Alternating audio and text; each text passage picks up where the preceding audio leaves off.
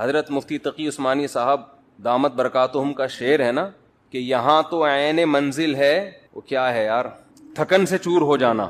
اللہ کی محبت کی جو راستہ ہے نا، اللہ کی محبت میں آپ جو راستہ طے کرتے ہو اللہ کو پار کرنے کے لیے، اللہ کو پانے کے لیے، اللہ کو حاصل کرنے کے لیے آپ جو راستہ طے کرتے ہو نا، اس طے کرنے میں تھک جانا یہی منزل ہے عاشق کے لیے. دیکھو آپ جب کسی ہدف پہ چلتے ہو، راستے میں تھک گئے آپ، تو منزل تک پہنچنا مشکل ہو گیا نا، تو وہ آپ کا سفر کیا ہو گیا؟ ضائع. لیکن حضرت مفتی تقی عثمانی صاحب رحمہ اللہ نے بڑا پیارا شعر کہا کہ اللہ کی راہ میں اللہ کو پانے کے لیے تھک جانا ہی منزل ہے. اللہ یہی چاہتے ہیں کہ تھک جاؤ بس، تم اس تھکاوٹ سے ہی میں ملوں گا. کیا کریں، وہ ذوق ہی نہیں ہے. ابھی میں کرکٹ کی باتیں شروع کر دوں، ابھی میں عمران خان پہ وہ سیاسی تبصرے شروع کر دوں، شادیوں کی باتیں شروع کر دوں، بہت مزہ آئے گا ایک دم. اچھا، جس کی زیادہ شادیاں ہوتی ہیں نا، اس کو اللہ کی محبت کی باتیں بہت جلدی سمجھ میں آتی ہیں، کیونکہ دکھی دل ہوتا ہے نا، ٹوٹا ہوا دل، اجڑا ہوا. وہ کہتے ہیں مجھ سے اللہ کی محبت ہی کی باتیں کیا کرو، عورتوں کی باتیں مجھ سے، یہ کنواروں کے شوق ہیں کہ اللہ کی محبت کے بجائے خواتین کی باتیں کرو، شادیوں کی باتیں. لیکن جب ہو جاتی ہیں نا 2-3، تو پھر آدمی کہتا ہے یار اللہ کی محبت کی باتوں میں اللہ نے بڑا مزہ رکھا ہے. یہ بھی ایک فائدہ ہے. تو حضرت یہ شعر پڑھا کرتے تھے بڑے مزے سے کہ یہاں تو عین منزل ہے تھکن سے چور ہو جانا. پھر حضرت ایک اور شعر پڑھتے تھے، مجھے تو شاعری کا زیادہ ذوق نہیں ہے تو مجھے پورے شعر یاد نہیں رہے. وہ ایک اور شعر پڑھتے تھے، بس ایک بجلی سی پہلے کوندی پھر آگے کی کچھ خبر نہیں ہے، مگر جو پہلو کو دیکھتا ہوں تو دل نہیں ہے جگر نہیں ہے.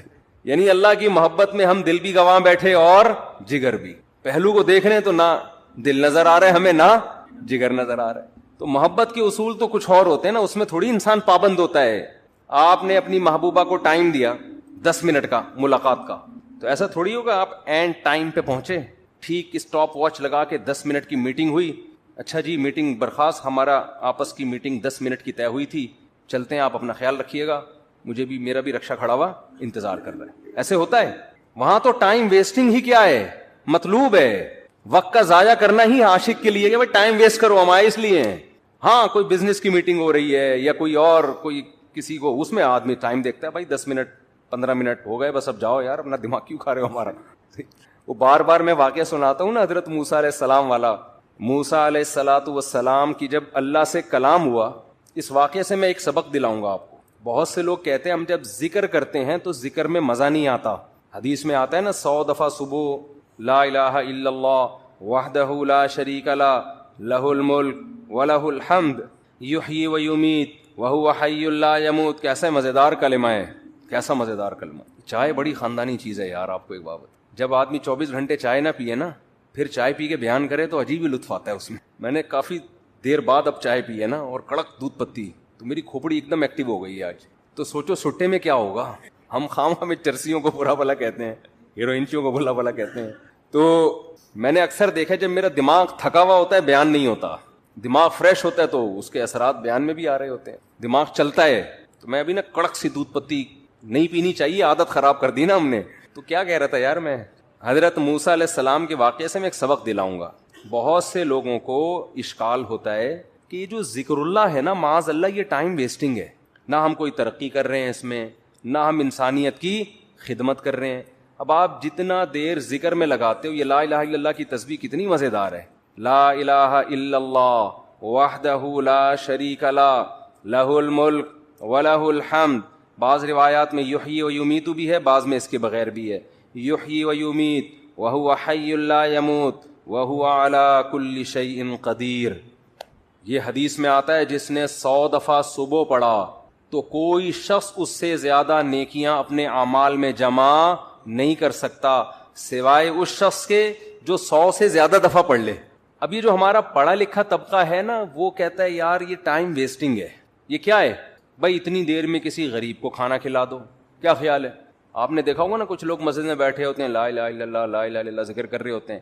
یہ جو ہمارا لبرل طبقہ ان کو بے وقوف سمجھتا ہے کہ یار اتنی دیر میں بزنس کر لیتے، اتنی دیر میں کچھ اور کر لیتے، کچھ ہی غریب کو کھانا کھلا دیتے، یہ کر لیتے وہ کر لیتے. اس کی اپنی فضیلت ہے، اس کی فضیلت کا انکار نہیں ہے، اس کی اپنی فضیلت ہے. وَيُطْعِمُونَ الطَّعَامَ عَلَى حُبِّهِ، ہمارے نیک بندے ہماری محبت میں غریبوں کو کھانا کھلاتے ہیں. کھانا کھلانا اپنی جگہ، لیکن ذکر کی فضیلت اپنی جگہ.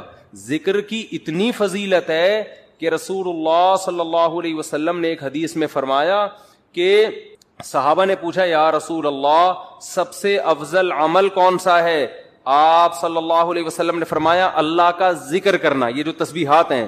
صحابہ نے عرض کیا یا رسول اللہ کیا جہاد سے بھی افضل ہے؟ یعنی ہم تو فرسٹ ٹائم سن رہے ہیں، ورنہ ہمیشہ ہم نے سنا سب سے افضل عمل کون سا ہے؟ جہاد ہے. آج ہم فرسٹ ٹائم سن رہے ہیں کہ سب سے افضل عمل کون سا ہے؟ ذکر اللہ. آپ نے فرمایا جہاد سے بھی افضل. یہاں تک کہ تم اللہ کے راستے میں گھوڑا لے کے نکلو اور تمہارے گھوڑے کی ٹانگیں کاٹ دی جائیں، اس سے بھی زیادہ افضل ہے کہ اللہ کا ذکر کرو. اب علماء نے تطبیق دی ہے کہ بھئی زیادہ تر حدیثوں میں تو ہے کہ جہاد افضل ہے، لیکن اس حدیث میں کیا آ رہا ہے؟ ذکر افضل. تو تطبیق یہ ہے کہ ثواب کے اعتبار سے تو جہاد ہی افضل ہے، ظاہر اس میں قربانی زیادہ ہے، لیکن ذکر کو افضل اس لیے قرار دیا گیا کہ جہاد کا مقصد بھی کیا ہے؟ لوگوں کو اللہ کی یاد اور اللہ کی عبادت پر لانا. تو مقصد کے اعتبار سے کیا چیز افضل ہے؟ ذکر. کیونکہ جہاد مقصود نہیں ہے، ذریعہ مقصود ہے.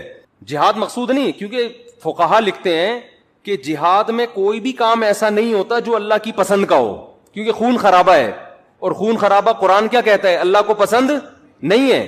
چاہے کافر کا خون بہے، چاہے مسلمانوں کا بہے، اللہ خون خرابے کو پسند نہیں کرتے.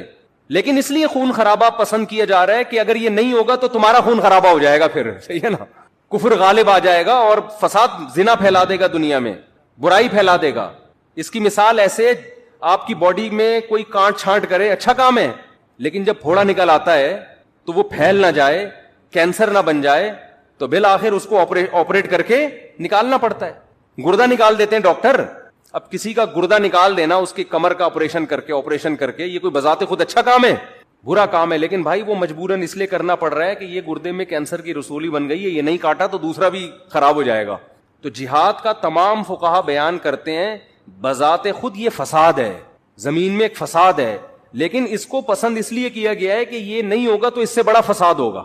ورنہ اللہ زمین میں فساد کو پسند نہیں کرتے، خون خرابے کو پسند نہیں کرتے، چاہے وہ کافر ہی کا خون خرابہ ہو. یہی تو وجہ ہے کہ جب اللہ نے فرشتوں کو بتایا کہ میں ایک مخلوق پیدا کرنا چاہ رہا ہوں آدم، تو فرشتوں نے کیا کہا؟ یسفک الدماء، یہ زمین میں خون بہائے گا. فرشتے جانتے تھے کہ خون بہانا اللہ کو پسند نہیں ہے، ورنہ فرشتے یہ اعتراض تھوڑی کرتے، بلکہ فرشتے یہ بتاتے کہ اللہ یہ جہاد کرے گا، خون بہائے گا. دو اور ایسے آدم ہونے چاہیے. کیا خیال ہے؟ فرشتوں نے کہا وَيَسْفِكُ الدِّمَاء، یہ بم بنائے گا، ایک دوسرے کو مارے گا، میزائل بنا کے مارے گا، ابھی نندن کو چائے پلا کے واپس بھیجے گا، یہ بڑی تباہیاں پھیلائے گا دنیا میں. تو اللہ میاں نے اس کا فرشتوں کا جواب نہیں دیا کہ اچھا ہے نا خون بہائے گا تو صحیح ہے نا، نہ یہ نہیں کہا.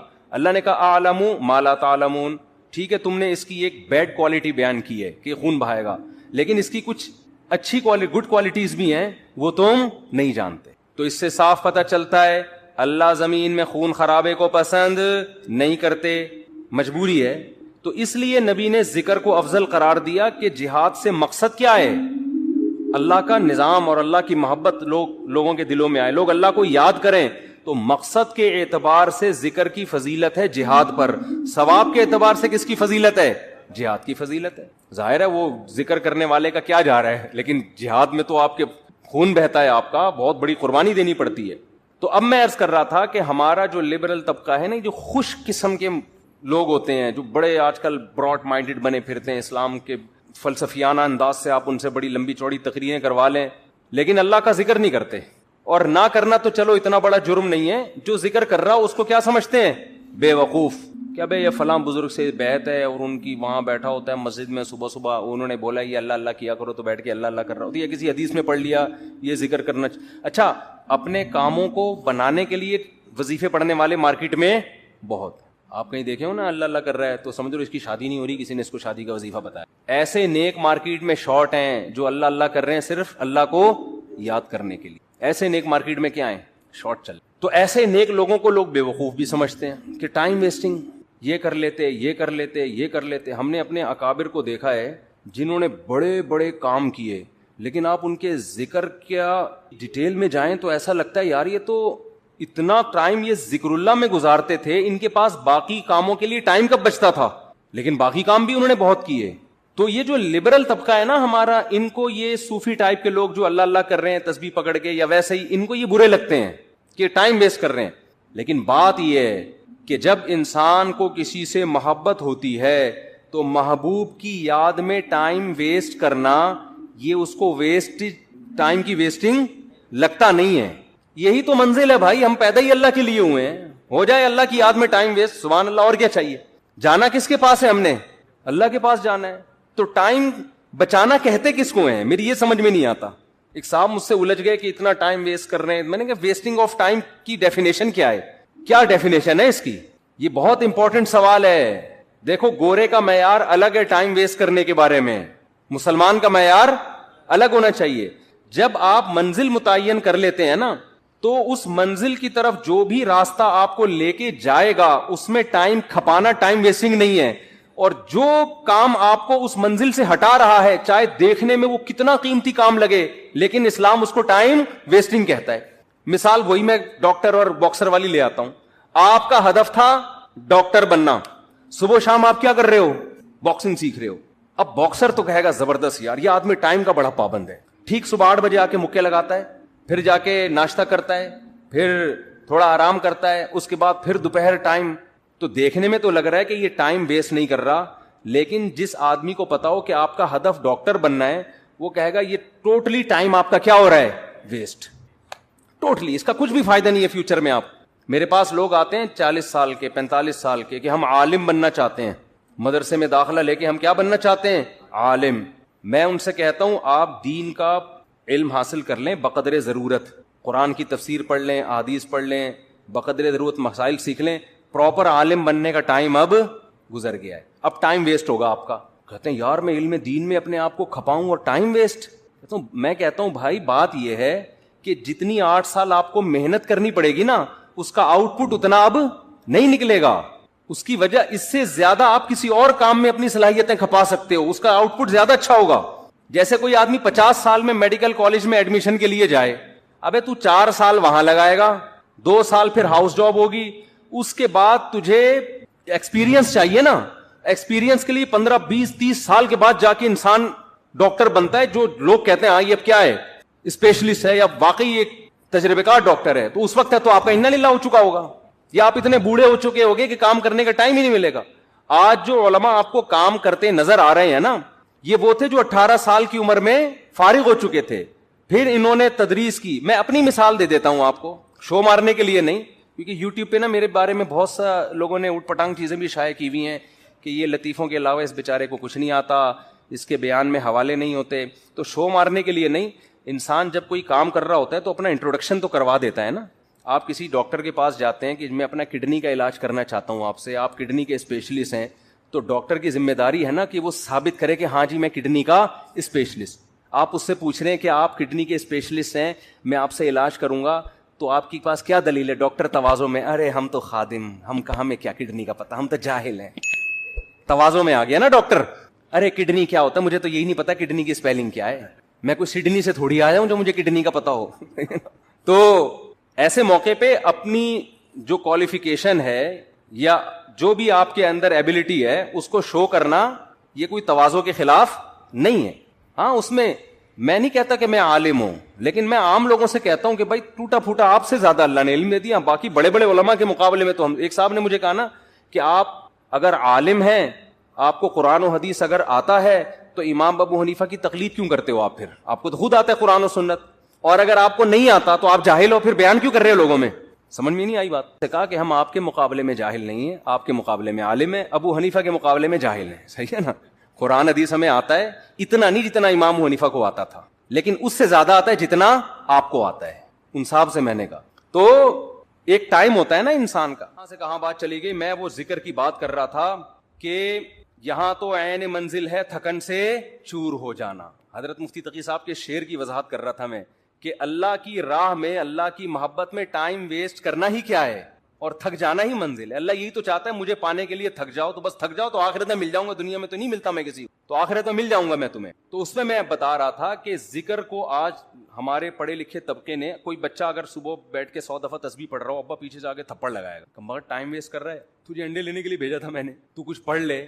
ہاں یہ ہے کہ سارا دن ذکر ہی کرتا رہے, باقی کام نہ کرے, وہ تو پھر رہبانیت ہے, اس سے حدیث نے منع کیا. باقی کام بھی کرنے, لیکن اپنے اوقات میں اللہ کو یاد کرنے کے لیے بھی ٹائم دینا ہے. اور اس میں یہ مت سوچو کہ وقت ضائع ہو رہا ہے, یہ وقت اللہ کو یاد کرنے میں ضائع ہو رہا ہے. یہ ضائع کرنا ہی کیا ہے, عین عبادت ہے, عین مقصد ہے. جیسے قربانی کے دنوں میں جانور کاٹ کے ہلاک کر دینا ہی عبادت ہے, اس لیے کہ پیسہ ضائع ہو رہا ہے بظاہر, لیکن کس کی یاد میں ہو رہا ہے, خدا کے کہنے سے. تو جب محبوبہ کے کہنے پہ ٹائم ویسٹ ہونا ویسٹ نہیں لگتا, تو خدا کے کہنے پہ اس کی یاد میں جو ٹائم ویسٹنگ ہے وہ کہاں سے ویسٹنگ ہو گئی.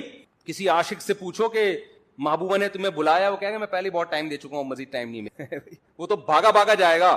وہ کہے گا بھائی اسی ٹائم ویسٹ کرنے کے لیے تو میں جاب کر رہا ہوں, پیسے اس لیے کما رہا ہوں کہ اس کو پکڑائی میں لے کر آؤں میں. تو وہ تو کہے گا میرا تو مقصد ہی یہی ہے. تو ایمان والوں کا تو مقصد ہی اللہ کو حاصل کرنا ہے. لہذا دیکھو سب سے قیمتی ٹائم پیغمبروں کا ہوتا ہے, پتہ ہے نا آپ کو, پیغمبر ایک سیکنڈ بھی کبھی ضائع نہیں کرتے. لیکن وہ ایک آیت میں بار بار پیش کرتا ہوں نا, یہ بھی ہمارے حضرت پڑھا کرتے تھے, یہ آیت بڑا مزہ آتا تھا جب حضرت اس کی تشریح کرتے تھے. اللہ نے کوہ طور پہ موسیٰ علیہ, مختصر بیان کروں گا, کئی بار بیان کر چکا ہوں. اللہ نے کوہ طور پہ موسیٰ علیہ السلام کو بلایا پہلی دفعہ.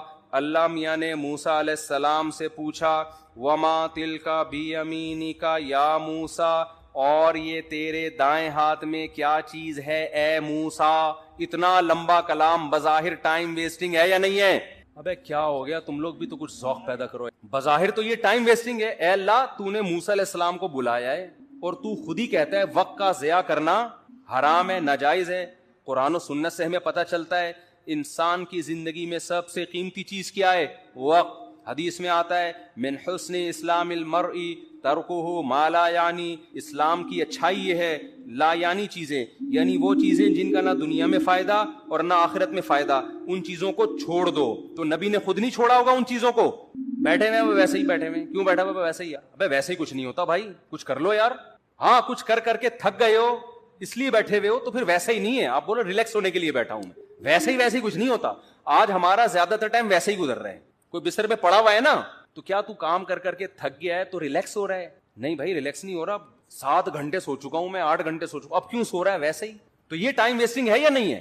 ایک ہوتا ہے تھک گیا سو رہا ہے, بنتا ہے بھائی, یہ سونا ٹائم ویسٹنگ نہیں ہے. ایک ہوتا ہے دماغی کام کر کر کے تھک گیا تو تھوڑا کھیل رہا ہے, کھیل کود کرے گا تاکہ ذہنی تفریح ہو, یہ ٹائم ویسٹنگ نہیں ہے. ایک ہے کھیل لیا, آدھا گھنٹہ کھیل لیا, وہ بہت ہے نا, دماغ فریش ہو گیا, اب کوئی ڈھنگ کا کام کرو, مزید کھیل رہا ہے, اب ڈبو کھیل رہا ہے دماغ فریش کرنے کے لیے. ڈبو سے دماغ فریش, ڈبو ہی کہتے ہیں آج کل, کچھ ہمارے زمانے میں ڈبو کہتے تھے, آج کل کیا کہتے ہیں, ڈبو ہی کہتے ہیں. ہوتی بھی اس کی شکل ڈبو, اور جو کھیل رہے ہوتے ہیں وہ بھی ڈبو لگ رہے ہوتے ہیں. ابے تو کھیل کے, ہم بھی دیکھو کھیلتے ہیں, میں بھی ذہنی تفریح, میں جاگنگ کرتا ہوں ذہنی تفریح کے لیے, بھاگتا بہت, پسینہ نکالتا ہوں, ایسا مزہ آتا ہے.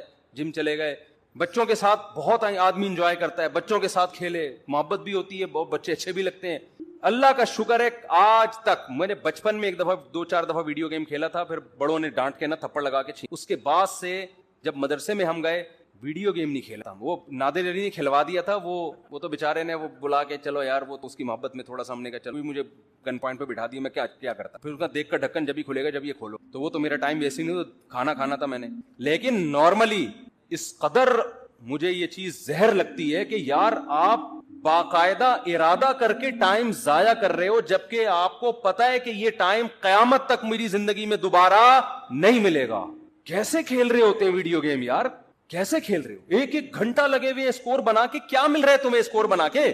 پیسے بھی مل رہے ہو نا تو آدمی کہے یار چلو ٹھیک ہے. اول تو اس میں جو پیسے مل رہے ہوتے ہیں وہ جوا ہوتا ہے, وہ تو ویسے ہی حرام ہے. لیکن پیسے کمانے کے لیے بھی وہ کام کرو نا جس میں قوم کو فائدہ ہو. یہ پیسے ایسے ہیں جیسے گٹکا بیچ کے پیسے مل رہے ہیں آپ کو, پیسہ تو مل رہا ہے لیکن قوم کو کیا دے رہے ہو, گٹکے دے رہے ہو. تو پیسہ آپ کو گیم کھیل کے اگر جیتنے پہ مل بھی رہا ہے تو ٹائم کوئی اس سے کوئی کچھ فائدہ تو نہیں ہو رہا نا. ایسا کام کرو آپ اس کا معاوضہ لوگوں سے دو, اس کے بدلے میں لوگوں کو بھی کچھ آپ دو. جیسے ڈاکٹر ہے صحت دیتا ہے, بدلے میں پیسے لیتا ہے. لیکچرار ہے, وہ 1 گھنٹے کا لیکچر دے گا, لوگوں کو نالج دے گا, اس کے بدلے میں پیسے لے گا. یوٹیوب پہ کھانا پکانے کی ترکیب بنا کے ڈال دی, کچھ نہیں تو چلو خواتین کو کھانا پکانا سکھا دیا, مرد ہوٹل جانے سے بچ جائیں گے, گھر میں کھا لیا کریں گے تمیز سے, اور اس کے بدلے میں آپ کی ارننگ ہو گئی. تو چلو لوگوں کو کوئی فائدہ دے کے لے رہے ہو نا, ویڈیو گیم کھیل کے کیا ہو رہا ہے؟ اور اگر پیسے بھی نہ مل رہے ہو تو پھر تو بالکل ہی فضول کام ہے. باقاعدہ ارادہ کر کے کیا کیا جا رہا ہے؟ Time waste. یہ تو زہر ہے بھائی. میں نے ارطغرل کے بڑے فضائل سنے تھے. ارطغرل میں یوں ہر آدمی کو تہجد, میں نے کہا ہم بھی دیکھتے ہیں کیا ہو رہا ہے ارطغرل. مجھے بتایا بھی اس میں بے حیائی نہیں. میں نے گھر والوں کے ساتھ بیٹھ کے 5 منٹ دیکھا ہے, اس کے بعد مجھ سے دیکھا, میں نے کہا یار یہ کتاب پڑھ لے آدمی. اچھا بہت ٹائم ویسٹ. میں نہیں کہہ رہا جنہوں نے دیکھا وہ کوئی کیا غلط کیا وہ فتویٰ لے لیں, لیکن ٹائم ویسٹنگ ہونے میں تو بھائی ہسٹری پڑھ لو یار اتنی دیر میں. بہت ٹائم ویسٹ ہوتا ہے بھائی, بہت ٹائم. کیسے آپ ارادہ کر کے, ایک ہوتا ہے نا خود بخود ٹائم ویسٹ ہو گیا, آپ پلاننگ کر رہے تھے کچھ سمجھ میں نہیں آیا, پڑھے ہوئے ہیں تو کچھ سمجھ میں ہی نہیں آ رہا اس لیے ٹائم ویسٹ ہو رہا ہے. ایک ہو رہا ہے کہ آپ باقاعدہ ارادہ کر کے کیا کرو, ٹائم ویسٹ. میں کہتا ہوں دوستوں کے ساتھ بیٹھ کے گپے مار لینا, یہ ٹائم ویسٹ بھی, یہ بھی ٹائم ویسٹنگ ہے. اس میں پھر بھی کچھ نہ کچھ نالج مل جاتی ہے آدمی کو, گپ شپ میں ہی پتہ چل جاتا ہے, کچھ سیاسی تبصرے پتہ چل جاتے ہیں, کچھ اور معلوماتی گپیں جب لگ رہی ہوتی ہیں 2-4 کام کی باتیں بھی آ جاتی ہیں اس میں. ارے ابے تبے لڑکے لونڈے لپاڑے بیٹھے ہوتے ہیں نا گٹر کے ڈھکن پہ, ٹائم تو وہ بھی ویسٹ کر رہے ہیں. اس میں بھی کچھ نہ کچھ معاشرے کا ہی پتہ چل جاتا ہے نا, پبلک اس کی کون کی بھاگ کے کہاں گئی ہے, ٹھیک ہے نا. تو یہ ویسے تو غلط نالج ہے, لیکن اس سے یہ تو پتہ چلتا ہے معاشرے میں کیا ہو رہا ہے, بھاگ رہے ہیں لوگ, نہیں بھاگ رہے, یعنی ایک مثال دے رہا ہوں. تو کچھ معاشرے کی سوسائٹی کی نالج ہوتی ہے, انسان کو سوسائٹی کو گائیڈ کرنے میں آسانی ہو جاتی ہے, کیونکہ جو گٹر کے ڈھکن پہ نہیں بیٹھے گا اس کو کیا پتا کہ ہو کیا رہا ہے. سمجھ رہے ہو. آج ایک مولانا صاحب نے مجھے کہا کہ یہ شرعن جائز نہیں. میں نے کہا کیوں کہہ رہے اس میں عورتوں سے مشابہت. میں نے کہا کہاں سے مشابہت ہے, پورا نازم آباد میں ایسے بال رکھے, کوئی لمبے بالوں پہ اعتراض کر رہے تھے کہ عورتوں سے مشابہت. میں نے کہا بھائی مرد بہت زیادہ بڑے لمبے بال رکھتے ہیں, آپ کون سی دنیا میں رہتے ہو.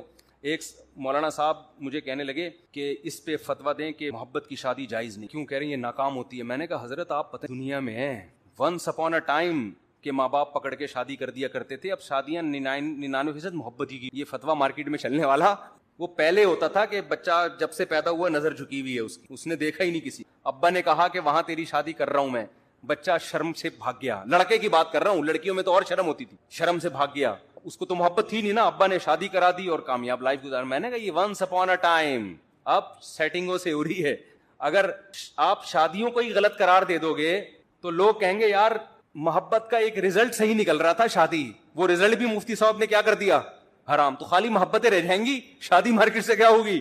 تو ہم نہیں کہہ رہے محبتیں کریں پہلے, لیکن ایک مثال ہے کہ اس محبت کا ایک شادی کی صورت میں اچھا رزلٹ نکل رہا تھا.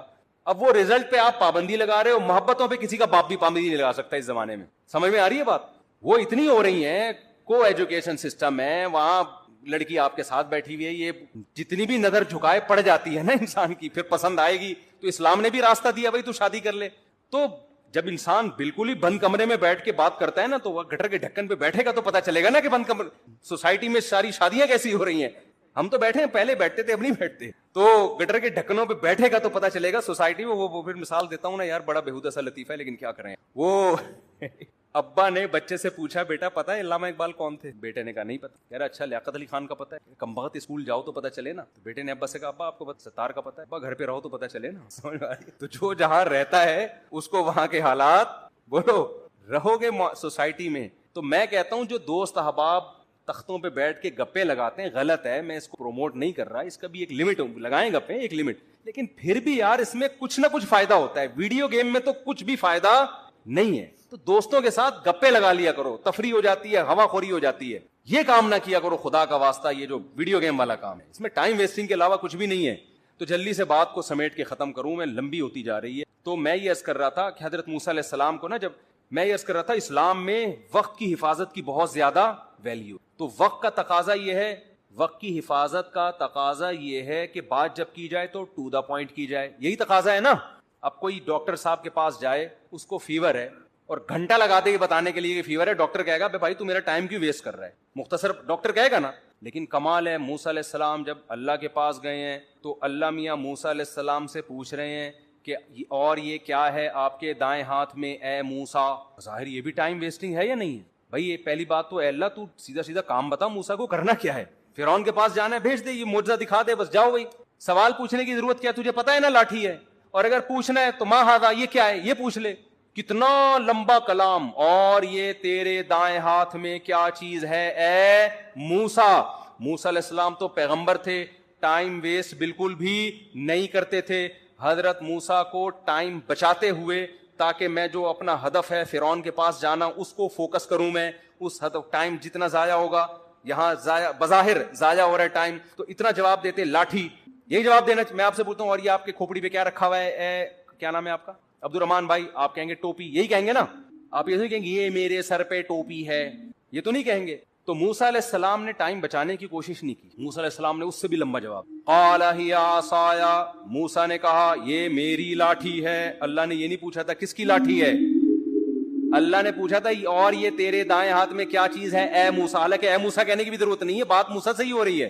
اتنا لمبا کلام, اور موسیٰ جواب میں اس سے بھی لمبا کلام, یہ میری لاٹھی ہے. اللہ کو غصہ نہیں آیا, بھائی میں نے صرف جو ٹو دا پوائنٹ بات کرو, میں نے پوچھا یہ کیا ہے, میں نے یہ نہیں پوچھا ڈاکٹر صاحب کو آپ بتا رہے ہیں کہ میری طبیعت خراب ہے, ڈاکٹر پوچھ رہا ہے کہ آپ کو کیا ہے, آپ کہیں مجھے بخار ہے, گھر میں میری بیگم کو ملیریا ہے, میری پھپھو لانڈی میں ہے, ان کو ان کے کڈنی میں اسٹون ہے, میرے چچا امریکہ میں ہے, وہ کووڈ میں مبتلا ہوئے ہیں. ڈاکٹر کو غصہ آئے گا نا, بھائی میں نے تمہارے بارے میں جو پوچھا ہے ٹو دا پوائنٹ وہ جواب دو, پورا خاندان کیوں میرے سامنے لا کے بٹھا دیا تم نے, غصہ آئے گا نا. لیکن جب آئے گا جب ڈاکٹر کو آپ سے محبت, اگر ڈاکٹر کی آپ معشوقہ ہو, معذرت کے ساتھ مثال تو کوئی بھی دی جا سکتی, اگر آپ ڈاکٹر کی معشوقہ ہو اور ڈاکٹر آپ سے ملنے کے لیے بڑے عرصے سے, اس نے کلینک کھولی ہی آپ کو پھنسانے کے لیے کہ اس محلے میں کلینک کھولتا ہوں, ہو سکتا ہے کسی دن اس بہانے آ جائے, پھر ڈاکٹر کہے گا اپنی خالہ کے بارے میں بھی رپورٹ پیش کرو, اپنی پھپھو کے بارے میں بھی رپورٹ پیش کرو, اور اپنے ماموں کے بارے میں بھی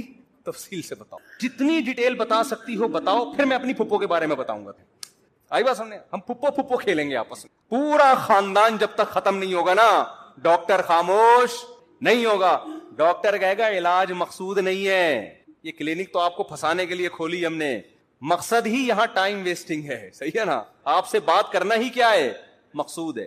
تو ایک انسانوں کی محبت ہوتی ہے جو مردار ہے, جو ختم ہونے والی ہے. دنیا میں کتنے لیلا مجنون آئے, آج قبر میں کیڑے ان کو کھا رہے ہیں.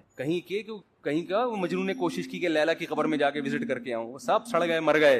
اور ایک محبت کس سے ہوتی ہے بھائی, اللہ سے ہوتی ہے. محبت میں لمبا کلام کر, یہاں ٹائم ویسٹ کرنا ہی کیا ہے, مقصود ہے.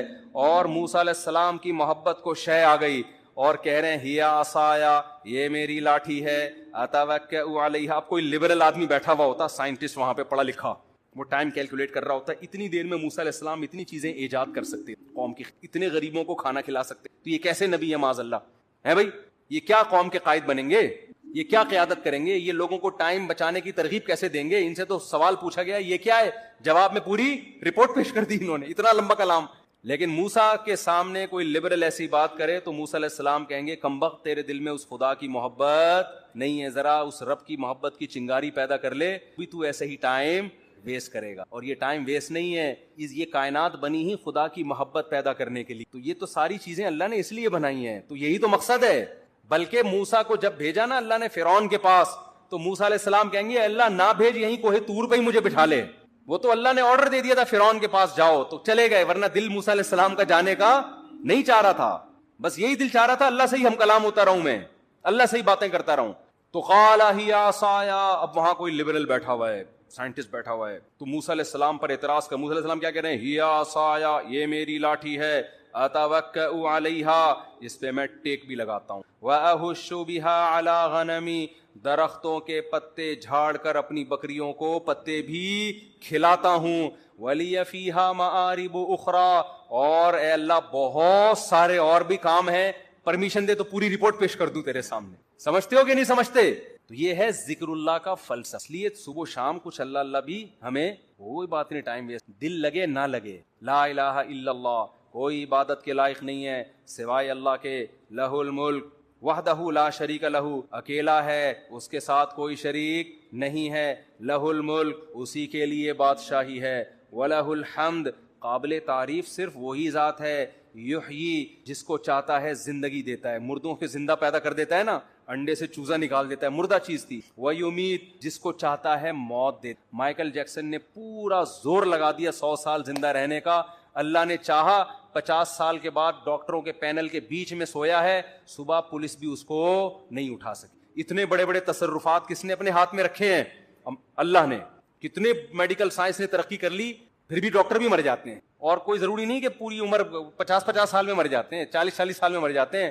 ایسے تصرف والا جس کو چاہتا ہے زندگی دیتا ہے, جس کو چاہتا ہے موت دے, جب چاہتا ہے.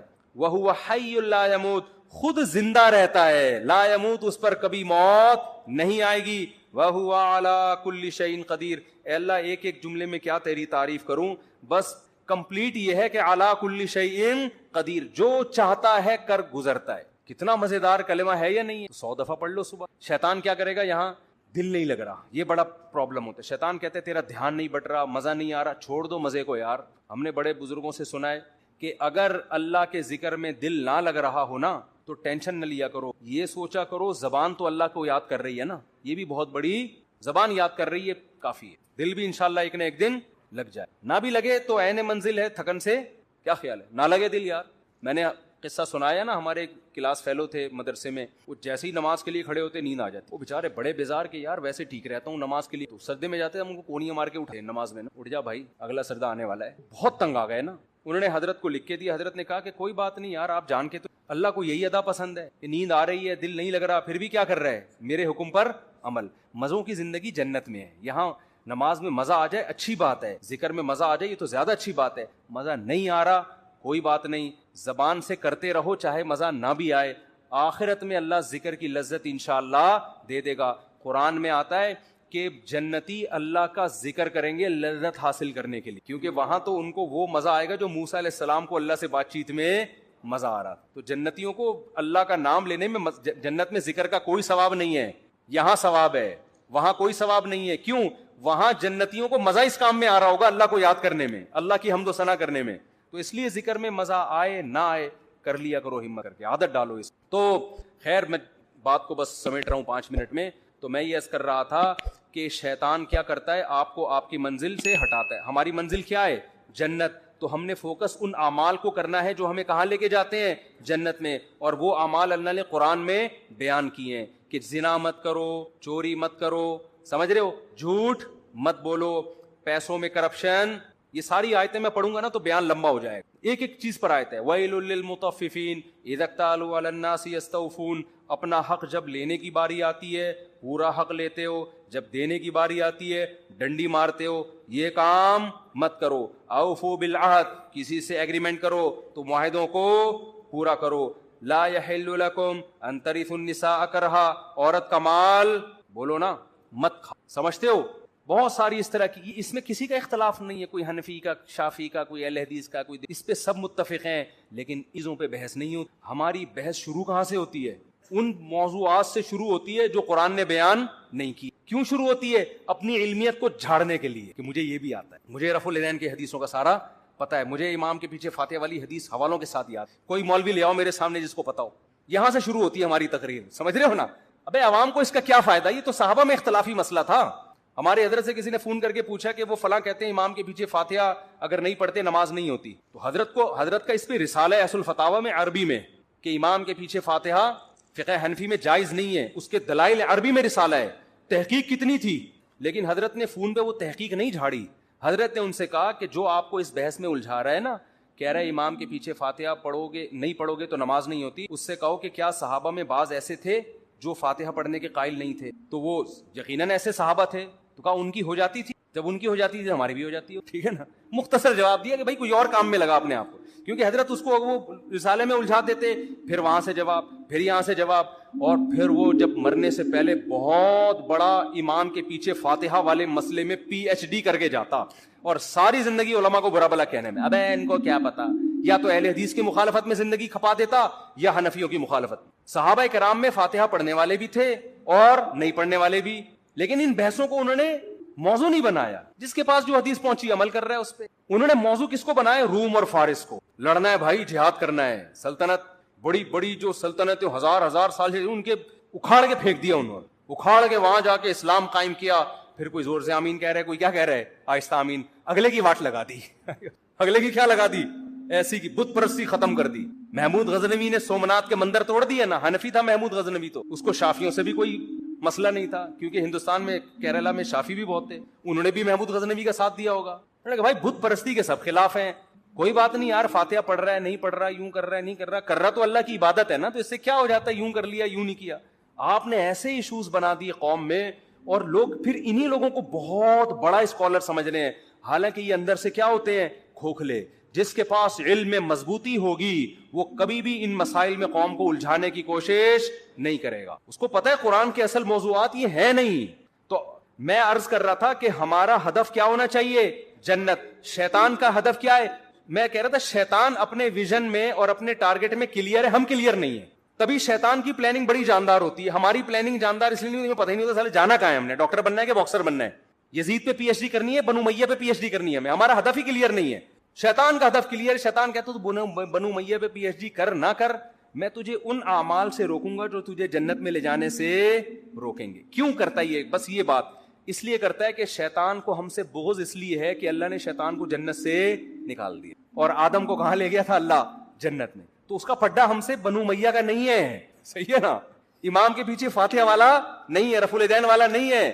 شیطان کا پھڈا ہم سے یہ ہے کہ اس کمبخت انسان کی وجہ سے میں اللہ کے دربار سے نکلا ہوں، یہ پی ایچ ڈی کر لے یزید کے معاملے میں، یہ کمبخت جنت میں نہ جائے، ہر اس عمل سے اس کو روک دوں جو اس کو جنت میں لے جائے گا. تو وہ عمل وہی ہے جو میں نے آپ کے سامنے بیان کی، جن کو الحمد سے لے کے والناس تک قرآن ڈیفائن کرتا ہے. تو وہی جنت کا اللہ قرآن میں تذکرہ کر رہا ہے کہ انسان کہے گا، جس کو اعمال نامہ دائیں ہاتھ میں دیا جائے گا، وہ کہے گا مجھے یقین تھا کہ ایک دن میرے اعمال سے ملاقات ہونے والی ہے، لہذا میں نے پہلے سے وہ اعمال اختیار کر لیے جو اللہ نے قرآن میں بتائے تھے. میں نے وہ اعمال کو فوکس کر کے پہلے سے رکھا ہوا تھا. اور بہت سے ایسے ہوں گے، ابے یار ہم جنت پہ ایمان بھی لے کر آئے اور ہمیں یقین بھی تھا جنت بھی برحق ہے، جہنم بھی برحق ہے، لیکن ہم نے جو اعمال فوکس کیے اس کی وجہ سے دنیا میں تو ہم بہت بڑے چیمپئن بن گئے، لیکن قبر میں ہمیں اس کا کخ بھی فائدہ نہیں ہوا. کیونکہ اللہ تو کہے گا میں نے یہ علامتیں بیان کی تھیں اہل جنت کی، یہ والی تم میں کیا ہیں؟